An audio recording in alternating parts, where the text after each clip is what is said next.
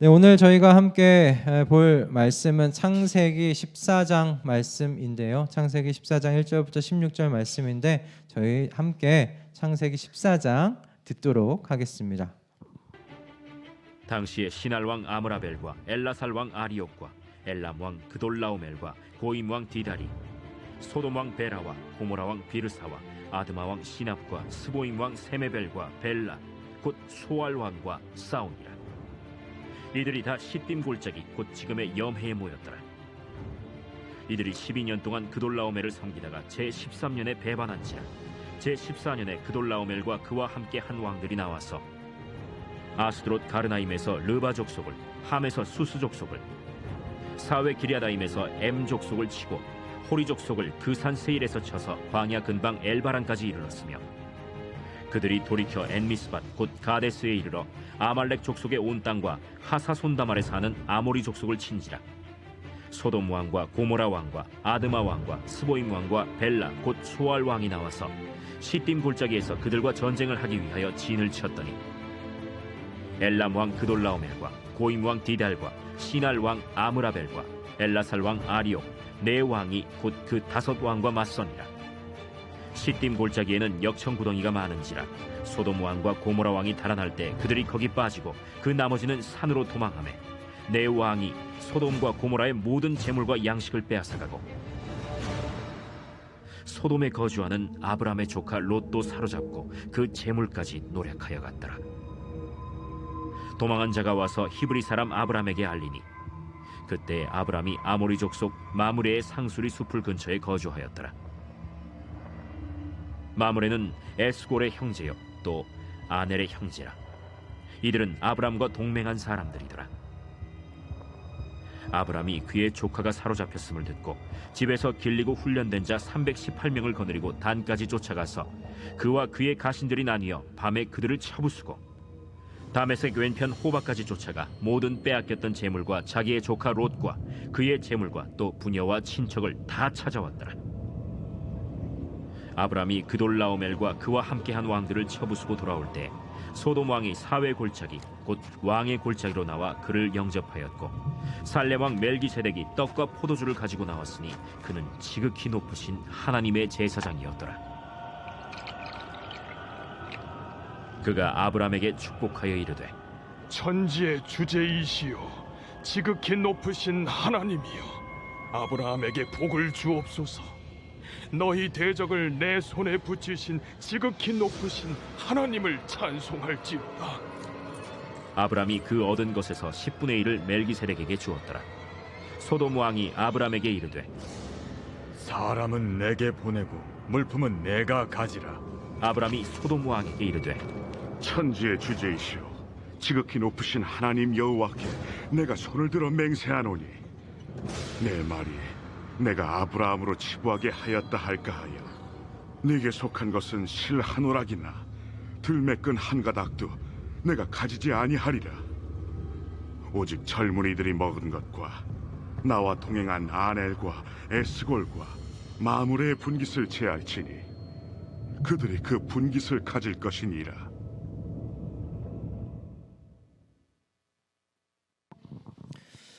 네, 오늘 이 말씀 가지고요. 세상 안에서 복의 통로가 되다라는 말씀으로 은혜를 함께 나누기를 원합니다.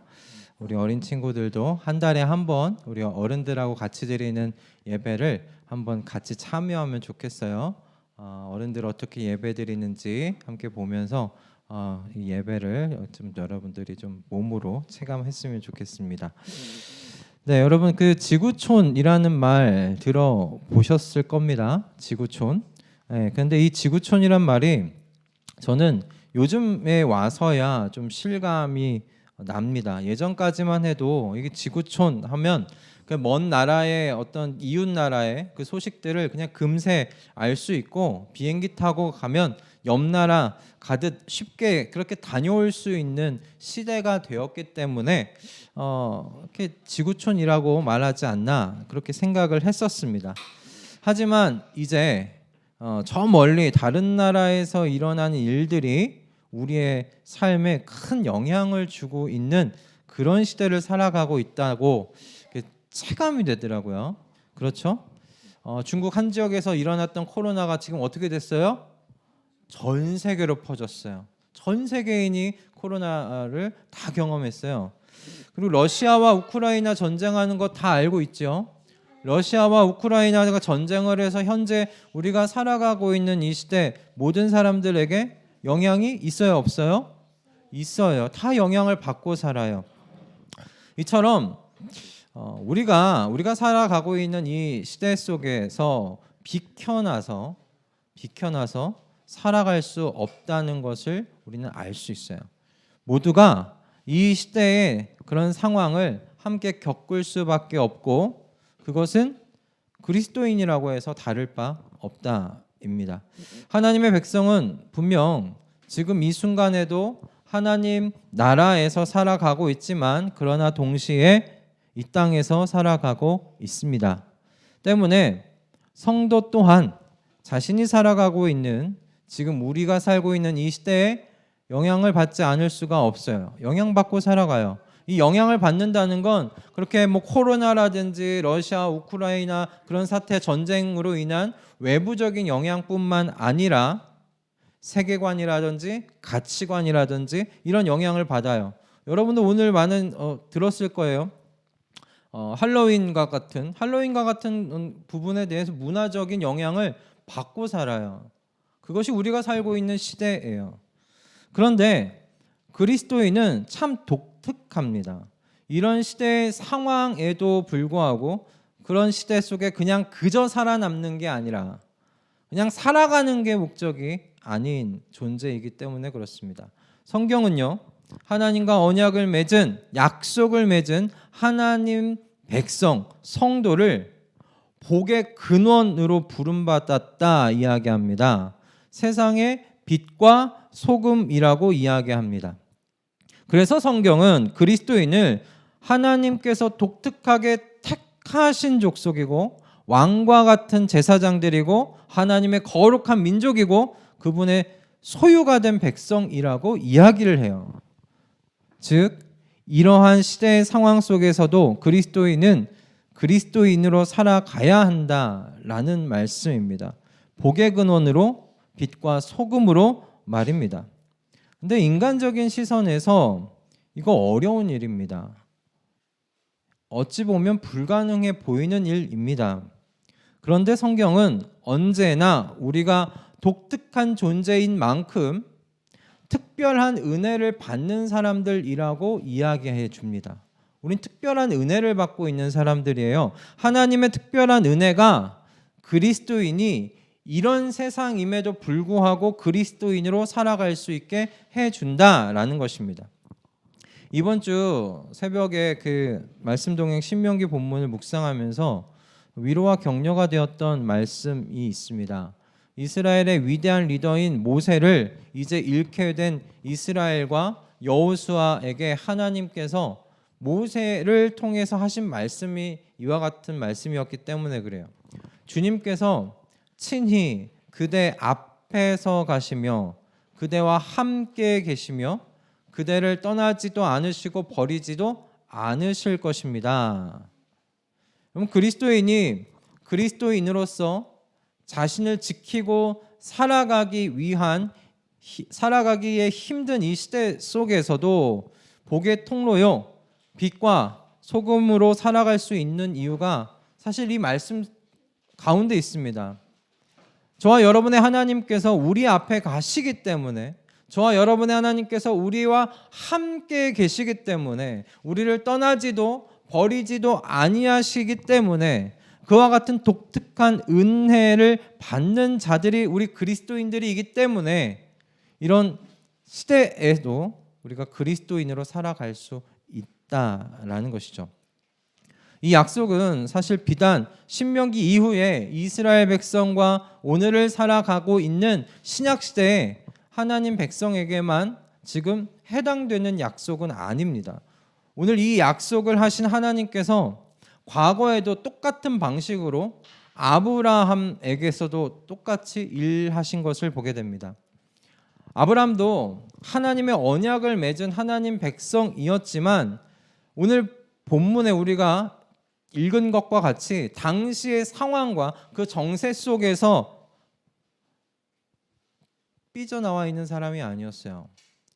그 상황 속에 영향을 받으며 살 수밖에 없는 한 존재였습니다. 오늘 본문 1절과 11절의 말씀을 보면 아브라함이 살고 있었던 당시에 급박했던 주변 정세에 대한 정보를 지금 상세하게 전달해주고 있었죠.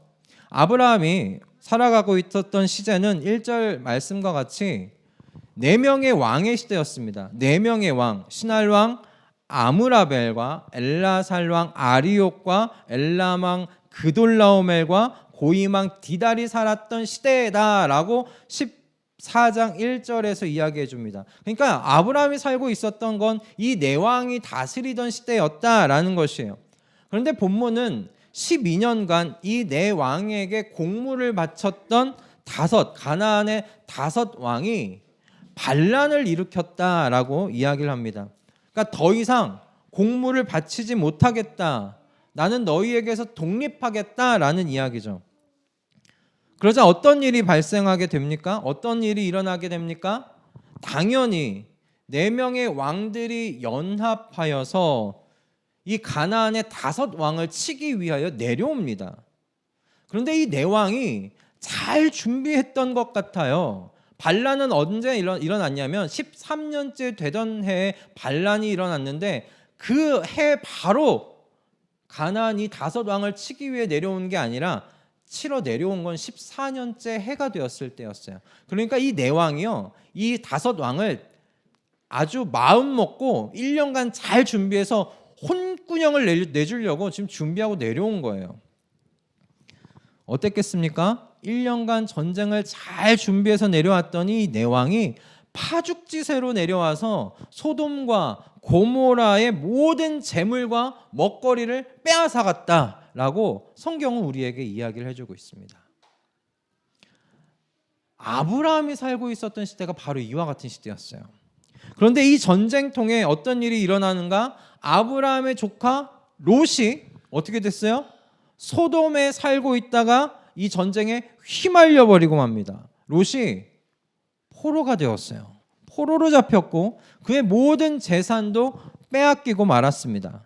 13장에서 롯이 분명히 소돔 근처에 살고 있었다라고 되어 있는데 그 사이에 롯이요 소돔 안으로 들어가 살았던 모양입니다. 분명히 소돔 밖에서 살고 있었어요. 근데 14장을 보니 소돔 안에 들어가서 살고 있는 롯을 보게 됩니다.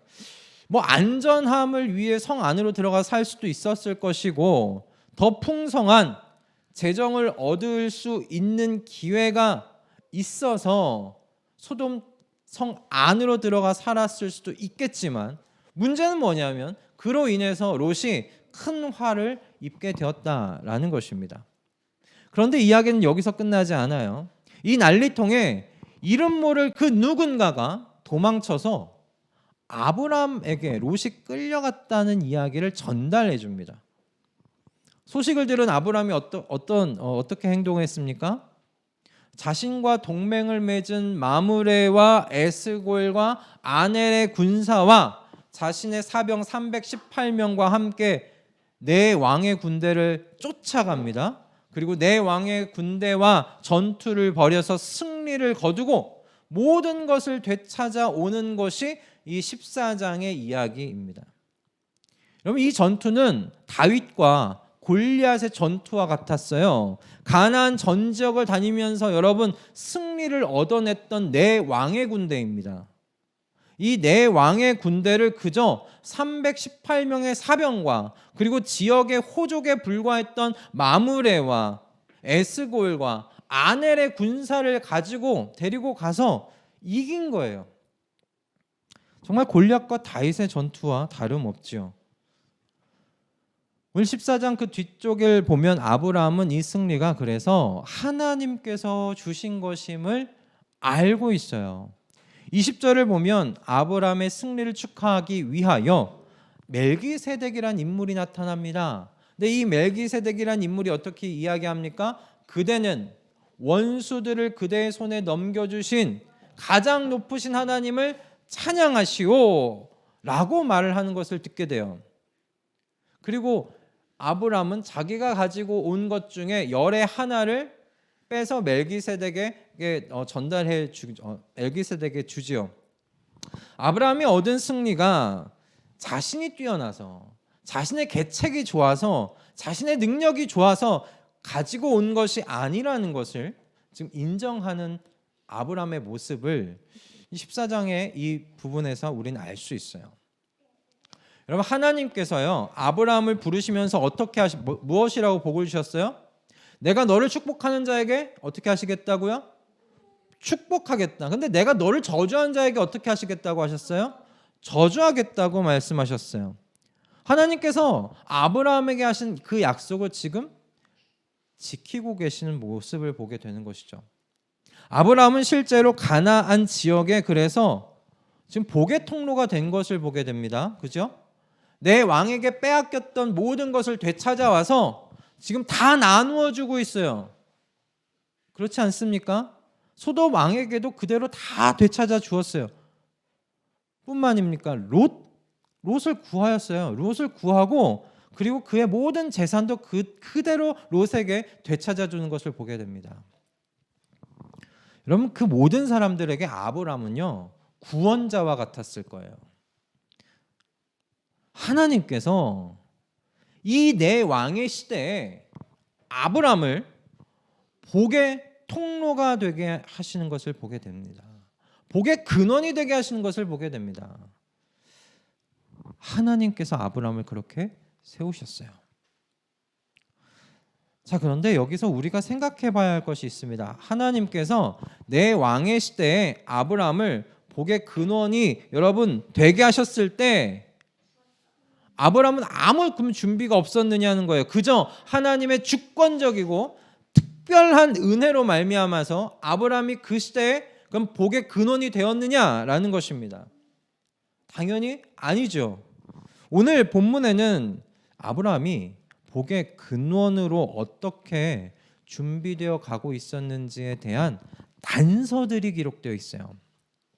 오늘 우리는 아브라함이 복의 통로로 사용되어지는데 어떻게 좀 준비되어져 갔는지를 좀 추적해 보려고 합니다.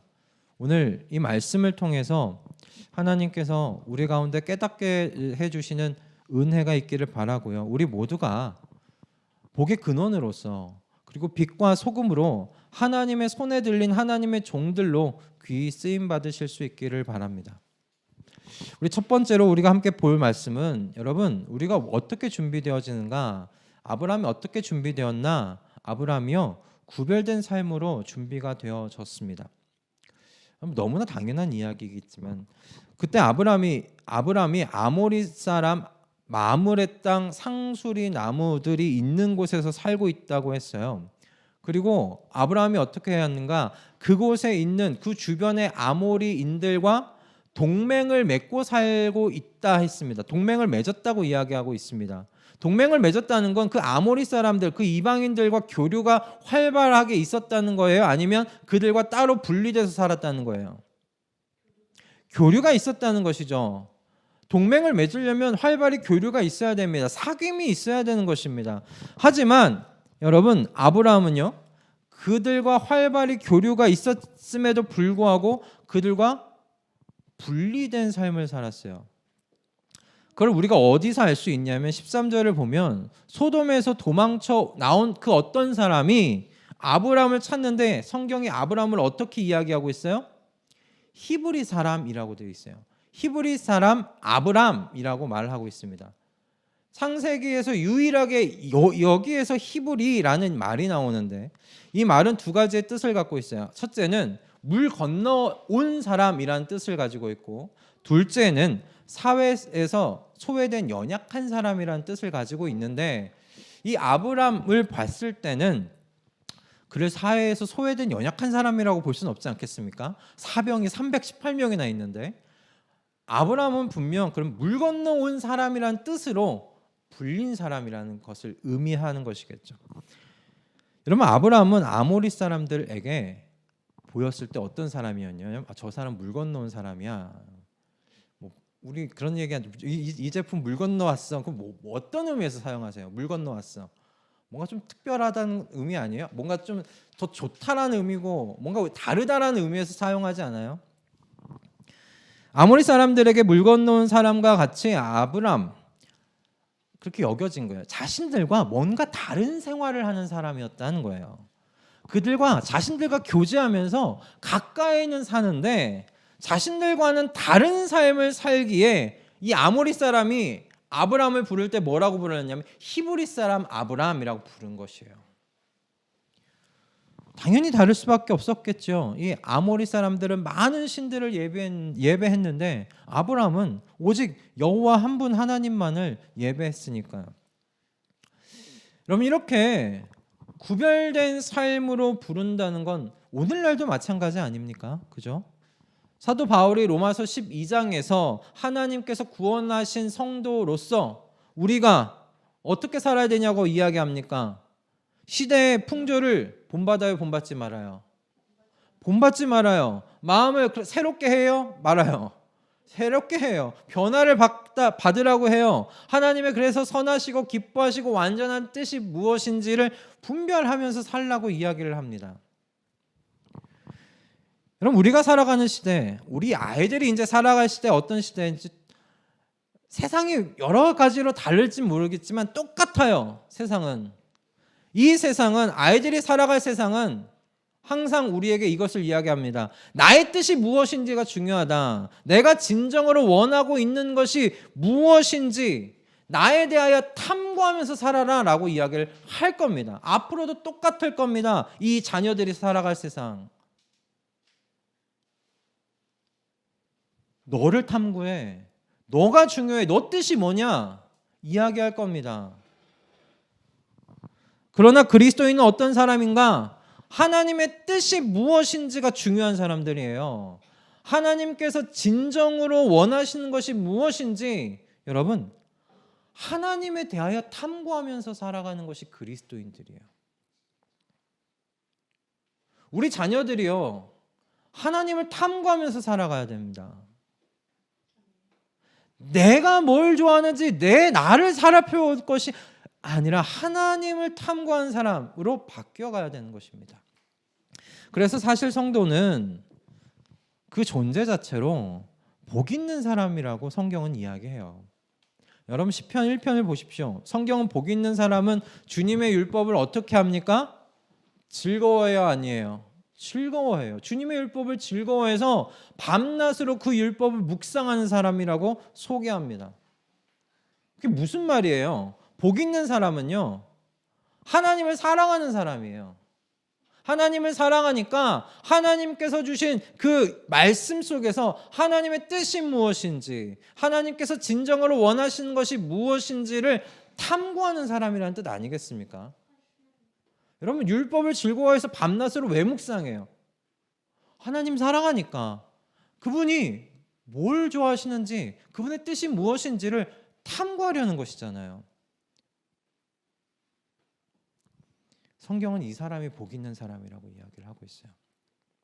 우리 어린 친구들, 우리 자녀들 복 있는 사람으로 정말 세상 속에서 자라게 하고 싶으시다면 하나님을 탐구하는 사람으로 성장케 해야 합니다. 하나님을 사랑하는 사람으로 성장케 해야 합니다. 돈 걱정 없이 사는 사람이 복 있는 사람이 아니에요. 요즘 여러분의 탐구 대상은 어떻게 되십니까? 며칠 전에 한 목요일쯤이었던 것 같아요. 얼마 전 그 목요일쯤 한 제자에게서 이런 이야기를 들었어요. 요즘 너무 돈 하면서 돈과 관련된 생각에만 사로잡혀 살았더라는 거예요. 요즘에. 그래서 하나님과의 관계 속에서 이렇다 할 기도 제목이 없는 거예요. 내가 기도 제목 보내달라고 하는데 기도 제목이 별거 없어요. 별게 없는 거예요. 그러다가 어느 날 저한테 이야기를 하더라고요. 요즘에 돈 했다고. 돈과 관련한 생각만 하니까 하나님과 관련된 그런 기도 제목이 아무것도 없더라는 거예요. 그래서 다시 하나님 앞에서 하나님을 마주하면서 기도 제목을 좀 정리해 봐야 되겠다 이야기를 하더라고요. 우리도 같은 시대를 살아가고 있지 않습니까? 제 제자와 우리가 동일한 시대를 살아가고 있잖아요. 우리도 그리 다르지 않으리라 생각이 듭니다. 바라기는 여러분 우리 모두가 복의 근원이 되기를 소원합니다. 복의 통로가 되기를 소원합니다. 우리가 복의 종착점이 되지 말고 복의 시작점으로 살아 나아가는 하나님 백성 되실 수 있기를 주님의 이름으로 축원드립니다.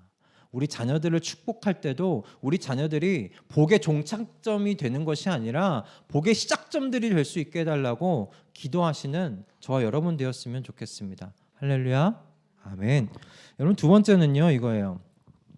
세상 속에서 우리가 구별되어서 살되 세상 속에서 살아가고 있다는 것을 잊지 말아야 돼요. 우리 아이들에게도 그것을 주지시켜주고 잘 가르쳐 주어야 해요. 여러분 아브라함이 아모리 사람들과 어울려 살았어요. 그리고 히브리 사람이라고 불렸어요. 저 사람은 물 건너온 사람이야 라는 이야기를 들었어요. 그렇게 구별되어 살았지만 여러분 아브라함 이 아모리 사람들인 마므레, 에스골, 아넬과 동맹 맺고 살았습니다. 그들과 자신이 분리된 채로 살지 않았어요. 여러분 만약에 아브라함이 이 아모리 사람들 사이에 살면서 그들과 아무런 교류도 없이 그렇게 지냈다면 이렇게 전쟁이 났을 때 승리할 수 있었을까요? 군대를 동원할 수 있었을까요? 아니에요. 여러분 우리가 이 말씀을 읽다가 가끔씩 오해하는 분들이 계시는데 아브라함이 사병 318명만 데리고 나가서 싸운 게 아니에요. 자신과 동맹 맺은 이 아모리 사람들과 함께 갔어요. 물론 당시 시대를 살펴봤을 때 아브라함이 가지고 있었던 사병 318명 적은 숫자가 아니었습니다. 그러나 그렇다고 해서 그 홀로 내 왕의 연합군대와 싸워서 이길 수 없었어요. 그건 정말 기적이에요. 물론 이렇게 기적이라고 이야기를 하면 하나님께서 사사시대에 기드온 내 300용사로 싸워서 이기게 하시지 않았느냐 이야기하시는 분들이 계세요. 그런데 여러분 기적이란 말이 무슨 의미입니까? 여러분 기적이 무슨 뜻이에요? 그렇죠. 여러분 매일같이 일어나는 일이 아니라는 뜻이에요. 여러분 여러분의 삶을 매일같이 일어나지 않는 기적에 기대어 살게끔 하시겠습니까? 우린 기적에 기대어 사는 사람들이 아니에요. 아브라함이 아모리 사람들과 동맹을 맺고 있었기 때문에 롯을 구하기 위한 전쟁에 그들의 군사와 함께 나아갈 수 있었어요. 그리고 하나님께서요 그 모든 군사와 함께 가셔서 그 전쟁을 승리하게 하신 거예요. 여러분 거룩하게 산다는 것이요 배제하고요 배척하는 것을 의미하지 않는다는 사실을 기억하셔야 돼요. 우리 자녀들에게도 그것을 잘 가르치셔야 됩니다. 세상을 무조건적으로 이건 다 나쁜 거야, 이건 다 걸러야 돼 라고 이야기하는 것이 아닙니다. 그렇게 무조건적으로 세상을 다 배제하고 배척해버리면 우리가 세상 속에서 어떻게 복의 근원으로 살 수 있겠습니까? 복의 근원이 될 수 없어요. 빛과 소금으로 부름을 받은 곳은요 우리 모든 사람들이 함께 살아가고 있는 세상이지 우리끼리 사는 이 세상이 아니에요. 우리가 교회 안에서 빛과 소금으로 살라고 부름받았습니까? 아니에요. 우리가 교회 안에서 복의 근원으로 살라고 부름받았습니까? 아니에요. 세상에서 복의 근원이고요. 세상에서 빛과 소금이에요. 거룩하게 산다고 해서 그것을 다 분리하고 다 나쁜 거라고 이야기할 것이 아니라는 것이죠. 거룩과 이 포용 이 두 가지의 균형을 맞춰 살아가는데 물론 지혜가 필요합니다. 어려운 일입니다. 그러나 우리가 주님의 부르심대로 우리가 복의 근원이요 우리 자녀들이 복의 근원으로 커가게 하기 위해서는 이 두 가지의 균형을 맞추는 것이 너무나 중요합니다. 하나님께서 다음과 같이 기억하신 것을 여러분 약속하신 것을 기억하면서 이 거룩한 것과 이 포용의 균형을 맞추면서 여러분 세상을 살아가는 저와 여러분 되었으면 좋겠습니다. 하나님께서 우리에게 이렇게 약속하셨어요. 여러분 가운데 누구든지 우리 자녀들도 잘 들으세요. 여러분 가운데 누구든지 지혜가 부족하거든 모든 사람에게 아낌없이 주시고 나무라지 않으시는 하나님께 구하십시오. 그리하면 받을 것입니다. 아멘. 아멘. 하나님께서 그 지혜를 주십니다. 내가 부족하다고 생각하면 구하세요. 하나님께서 그렇게 거룩하게 그리고 세상 속에서 포용하며 살아가는 그 지혜를 주실 줄 믿습니다.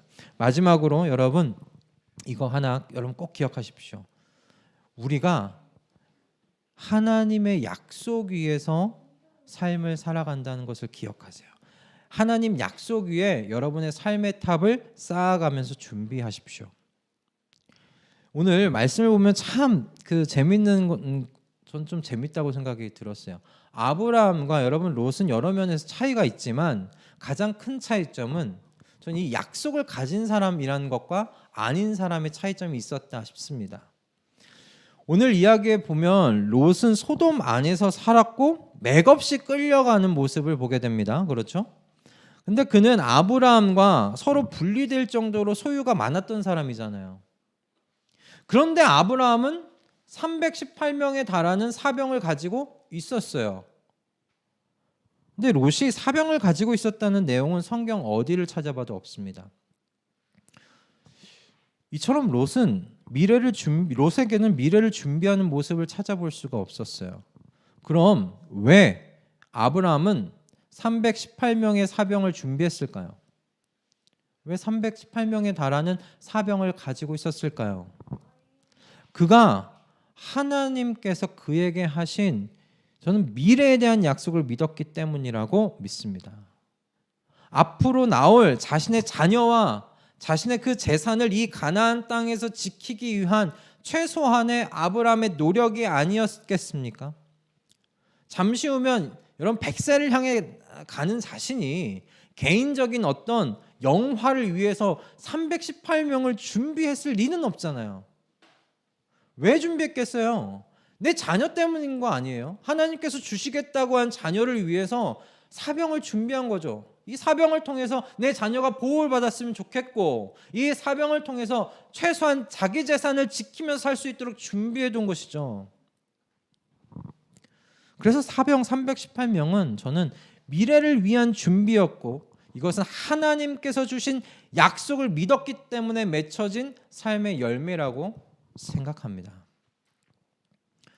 아브라함에게 자녀와 가나안 땅이라는 약속이 있었던 것처럼 오늘날 저와 여러분에게도 분명한 약속이 있잖아요. 바로 새하늘과 새 땅에 대한 분명한 약속입니다. 하나님의 백성을 축복하는 자에게 축복하시고 저주하는 자에게 저주하시겠다고 하신 하나님의 그 신원의 약속이 이루어지는 날이 분명히 이릅니다. 여러분 초대교회 성도들 모두 이 새 하늘과 새 땅에 대한 약속에 이 하나님의 나라에 대한 약속 위에 오늘의 삶을 쌓아나갔어요. 그들은 한시도 이 마지막 날 새 하늘과 새 땅에 대한 약속을 벗어나서 현재의 삶을 쌓아가지를 않았습니다. 그리스도인의 현재는 바로 이 미래의 약속 위에 세워져야 된다는 것을 여러분 잊지 마실 수 있길 바랍니다. 여러분 이 시선을 우리가 제대로 갖고 있지 않으면 우리 자녀 세대에게 넘겨줄 수가 없어요. 이 시선을 자녀 세대에게 고스란히 넘겨주어야 하는데 자녀들이 이 시대만 보면서 오늘 현재만 보면서 살아가게 하시겠습니까? 여러분 이 미래의 약속을 믿는다면 내가 오늘 뭘 선택하면서 어떤 삶을 쌓아가야 할지를 바르게 판단할 수 있는 지혜를 매일같이 간구하게 될 겁니다. 하나님께서 자신의 약속을 믿고 그 약속 위에 오늘의 삶을 여러분 세워가는 이들의 삶을 이 시대의 복의 근원으로 빛과 소금으로 사용하실 줄을 믿습니다. 아브라함과 같이 말이죠. 말씀을 정리하겠습니다. 오늘 이 본문은 분명 하나님께서 아브라함에게 특별한 은혜를 주셔서 이 시대의 복의 근원이 되게 하시겠다고 주신 말씀입니다. 하나님께서 아브라함을 축복하는 자를 축복하시고 저주하는 자를 저주하시겠다고 약속하신 것과 그 약속을 하신 약속을 아브라함과 함께 전장을 누비시면서 지켜주셨습니다. 그렇게 아브라함을 이 시대의 복의 근원이 되게 해주셨어요. 하지만 이것이 아브라함이 아무런 준비도 없었는데 그냥 하나님께서 무조건적으로 은혜를 베푸셨다는 뜻은 아닙니다. 하나님의 백성으로 준비가 필요합니다. 그 준비는 거룩과 포용과 약속에 대한 이런 믿음입니다. 그럼 복의 근원 다르게 살아야 합니다. 세상과 같이 살아서는 필요한 것을 흘려보낼 수가 없겠죠. 세상이 필요한 것. 그러나 그것이 마냥 배제하고 배척하는 것을 의미하는 건 아닙니다. 세상 속에서 복의 근원이 되기 위해 세상 안에 다양하게 관계를 맺으면서 세상의 자원을 지혜롭게 저희가 사용할 수 있어야 할 줄로 믿습니다. 그리고 이와 같은 오늘의 삶을 여러분 하나님께서 주신 미래의 그 약속 위에서 쌓아 나아가실 수 있기를 바랍니다. 저와 여러분은 다 새하늘과 새 땅에 대한 약속을 받은 사람들입니다. 그리스도인 아브라함과 같이 우리가 약속의 사람임을 언제나 잊지 마시고 그 약속 위에서 오늘 내가 무엇을 선택해야 하는지 어떤 삶으로 오늘을 쌓아 올려야 하는지를 생각하며 그렇게 이 한날을 이 하루하루를 살아 또 나아가시는 승리하시는 우리 모든 성도님들 그리고 우리 자녀들 다 되실 수 있기를 주님의 이름으로 축복합니다. 기도하겠습니다.